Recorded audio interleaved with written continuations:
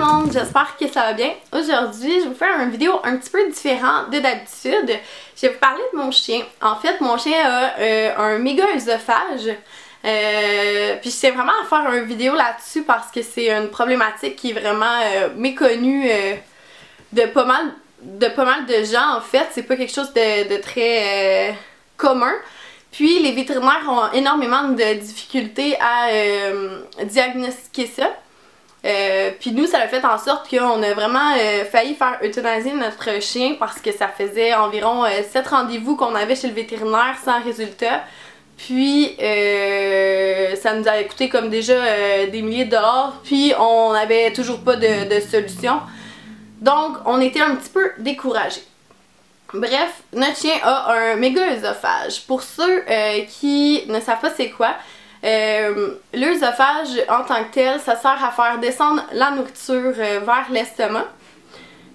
Puis pour Frida, dans le fond, son œsophage est trop gros ou difforme, donc ça fonctionne plus.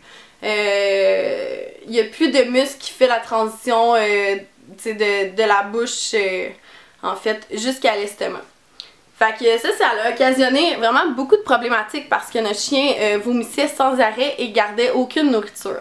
Donc ça a pris environ 1 mois et demi avant qu'on ait une piste sur qu'est-ce que ça pouvait être. Puis en 1 mois et demi, elle avait perdu vraiment beaucoup de poids. Ça a été, elle vomissait de 5 à 10 fois par jour. C'était vraiment intense. Ben, en fait, au début, on pensait que c'était du vomi, mais finalement, en faisant des recherches, on s'est rendu compte que le chien ne régurgitait, en fait.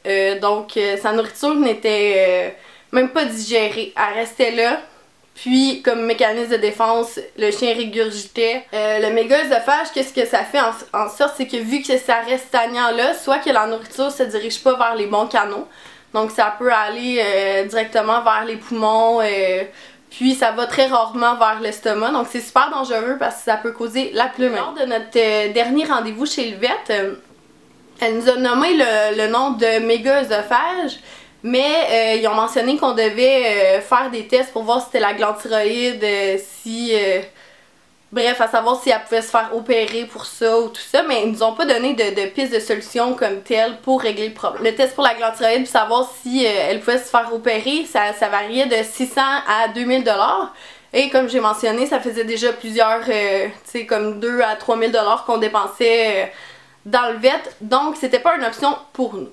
On est reparti chez nous un peu vraiment attristés de ça, puis on se disait qu'on allait la faire euthanasier. Et finalement, le lendemain, on s'est réveillé, notre chien allait super bien. On s'est mis à faire des recherches sur internet sur comment on pouvait régler cette problématique-là.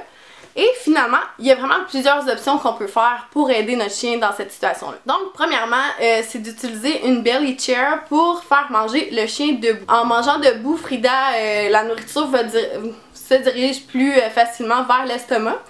Puis ensuite, on la fait attendre de 20 à 25 minutes assis dans sa chaise. Je vais vous mettre un petit clip pour vous montrer comment ça se passe. Donc, vous pouvez regarder ça dans la maison. Bon chien, bon chien.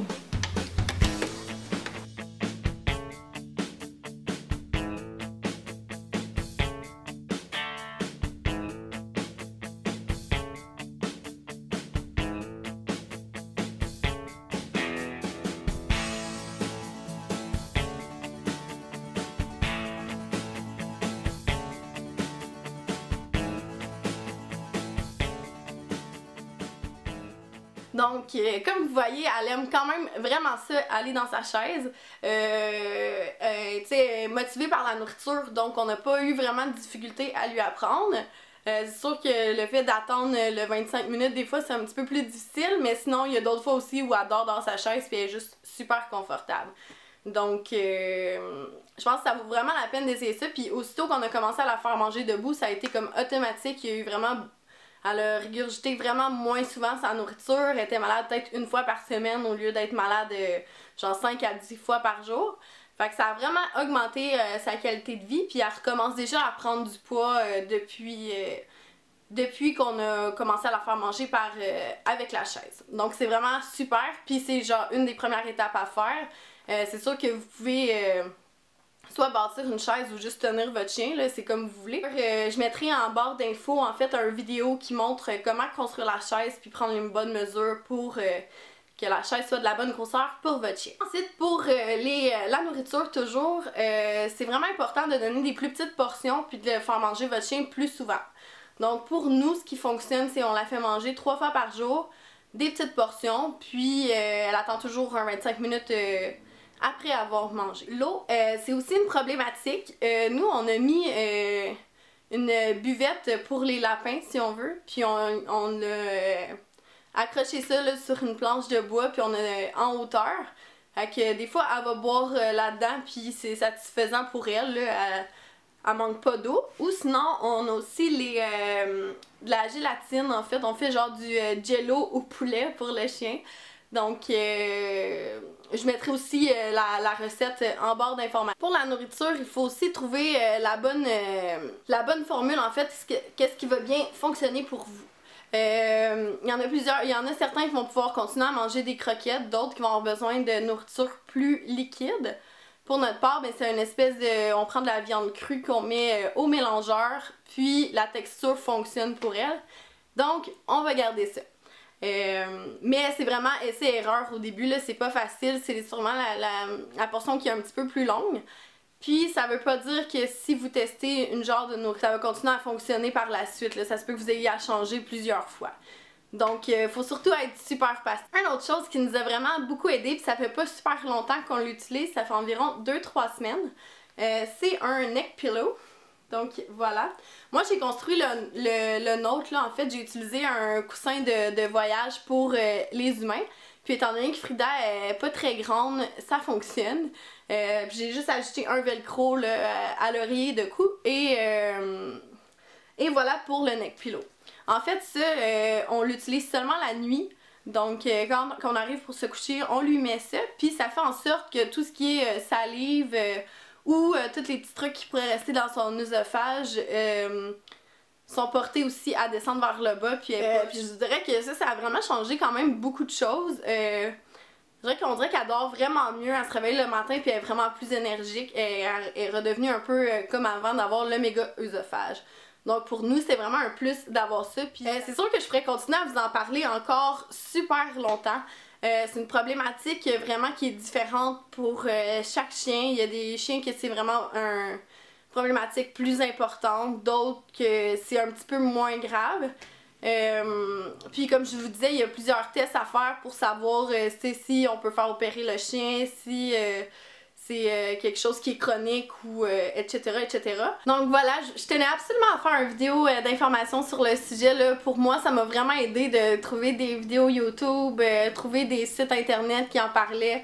Ça a fait que je me suis sentie pas mal moins seule, puis je savais où aller poser mes questions. Fait que je me suis dit que j'allais tout regrouper toutes les informations nécessaires dans un même endroit.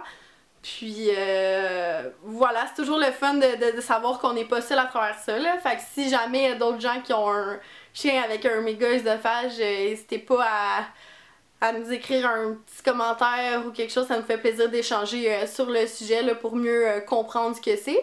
Puis je pense qu'il faut quand même aviser le plus de gens possible pour que les vétérinaires voient pas ça comme une sentence de mort, parce qu'il est vraiment pas le cas, parce que là en ce moment on a un chien super en forme, qui court, puis qui est super énergique, donc je pense que ça vaut la peine de mettre le petit effort de plus pour son chien. Là c'est sûr que ça prend beaucoup de temps, puis beaucoup de volonté, mais voilà, je suis sûre que ça peut aider certains d'entre vous.